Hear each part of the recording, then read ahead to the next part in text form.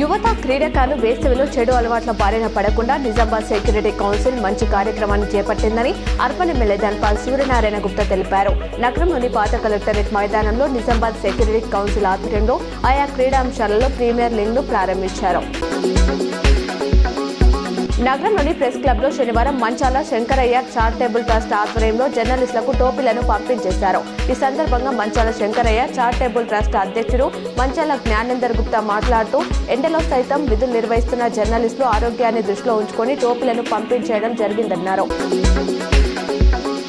కన్యకా పరమేశ్వరి ఆలయంలో urban MLA Dhanpal Suryanarayana ప్రత్యేక పూజలు నిర్వహించారు. అనంతరం ఊరేగింపులో పాల్గొన్నారు. జనగణన 2027లో భాగంగా ఈ రోజు నుంచి సెల్ఫ్ ఎన్యూమరేషన్ కార్యక్రమం ప్రారంభమైంది.